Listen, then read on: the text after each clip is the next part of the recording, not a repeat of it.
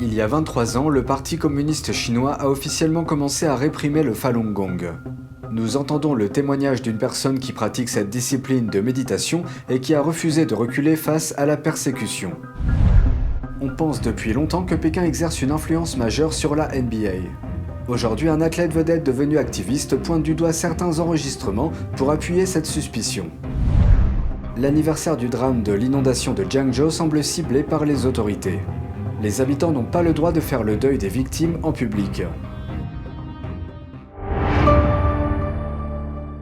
Bienvenue dans Regard sur la Chine. Il y a 23 ans, le Parti communiste chinois a officiellement interdit la pratique spirituelle du Falun Gong, lançant une campagne de répression nationale contre cette discipline de méditation.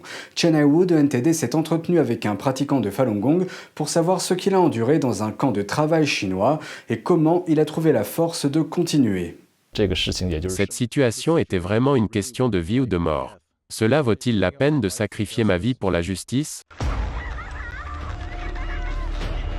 C'est la question que Steven Yu s'est posée lorsque le Parti communiste chinois a commencé sa campagne de répression du Falun Gong le 20 juillet 1999. Mais pour comprendre son histoire, commençons par le début. Steven Yu a commencé à pratiquer cette discipline spirituelle en 1998 après avoir été témoin de la guérison miraculeuse de la mère d'un ami.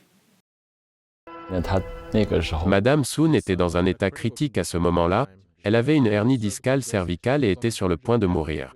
Je suis allé la voir parce que je voulais lui dire au revoir, pensant que c'était peut-être la dernière fois que nous nous voyions.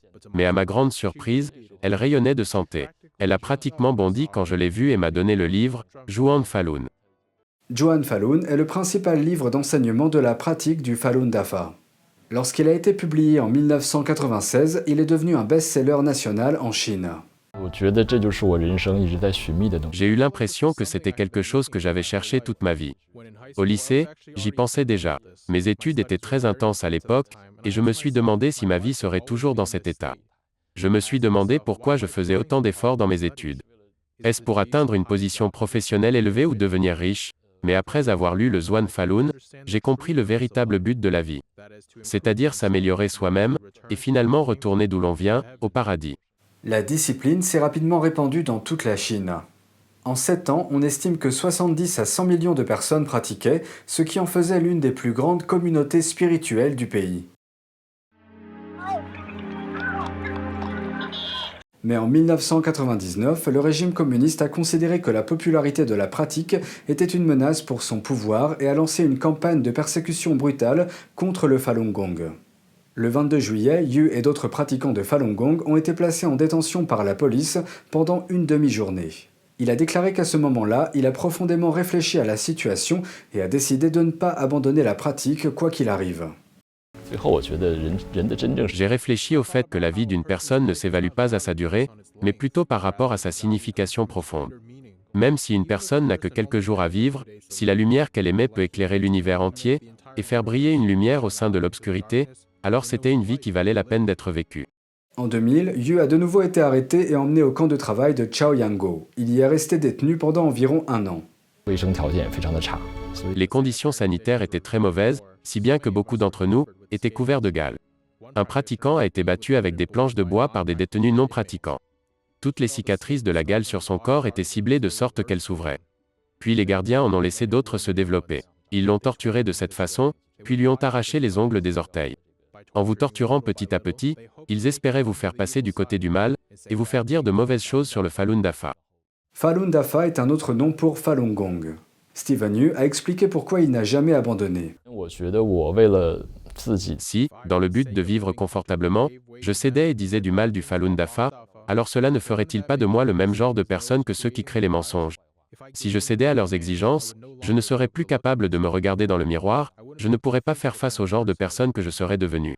Je préférerais choisir la mort. Après plusieurs tentatives, Yu a finalement pu quitter la Chine au début de l'année. Il est arrivé aux États-Unis en mars. En arrivant en Amérique, je peux maintenant, en chinois ou en anglais, raconter mon histoire à tous ceux que ça intéresse. Je n'ai plus peur d'être emmené par la police, ni d'avoir mon téléphone mis sur écoute. Je pense que j'ai beaucoup de chance, Mais en même temps, je suis assez démoralisé, car je ne sais pas combien de mes compagnons de pratique sont actuellement incarcérés de manière illégale et torturés, et ils pourraient perdre la vie à tout moment. Yu dit qu'il continuera à partager son histoire et à travailler à dénoncer la persécution du Falun Gong par le Parti communiste chinois. Des nouvelles de l'agent libre de la NBA et militant des droits de l'homme, Enes Freedom. Il s'efforce de révéler l'influence du régime communiste chinois sur la Ligue nord-américaine de basketball professionnel. Et la semaine dernière, il est apparu dans l'émission de Tucker Carlson et a présenté ce qu'il croit être la preuve du financement de la NBA par Pékin. Enes Freedom a une vision en interne de la NBA après avoir joué 11 ans dans la Ligue. Il a critiqué la Ligue pour avoir soutenu Black Lives Matter tout en restant silencieux sur les violations des droits de l'homme commises à l'étranger par des régimes brutaux comme le Parti communiste chinois. Le joueur de 30 ans, qui a également fait preuve de véhémence avec les chaussures qu'il a portées sur le terrain, sur lesquelles figuraient des phrases telles que « libérer le Tibet »,« libérer la Chine » et « libérer les Ouïghours », a été rejeté par les Houston Rockets en février. Depuis, il n'a pas signé. Sa position sur les droits de l'homme en Chine, plutôt que son jeu sur le terrain, a été supposée en être la raison. Les matchs de Freedom ayant été interdits de diffusion en Chine, un partenaire commercial majeur de la NBA. Récemment sur Tucker Carlson, l'émission a présenté un enregistrement de l'avocat de l'association des joueurs de la NBA, Ron Klempner, discutant du problème.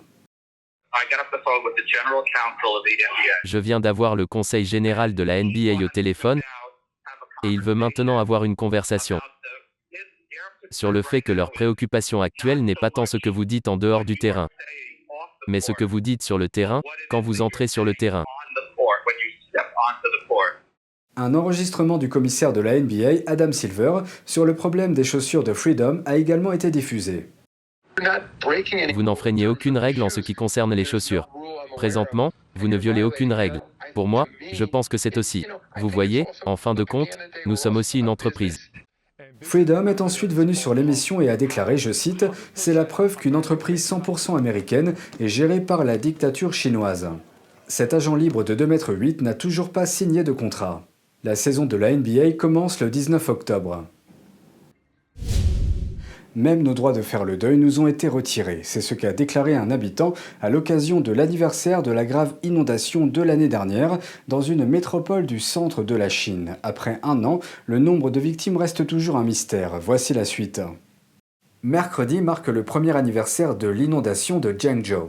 Mais les citoyens chinois disent qu'on les empêche de faire leur deuil en public. L'année dernière, à la même époque, la ville de Zhengzhou était en grande partie sous l'eau. Dans l'un des pires incidents enregistrés, des centaines de passagers et de longues files de véhicules ont été piégés dans un tunnel routier qui s'est rempli d'eau. Cela s'est produit en l'espace de quelques minutes. Les spéculations sur la dissimulation de l'incident demeurent car le bilan de la catastrophe est toujours incertain un an plus tard. Now, there's no truth in this society.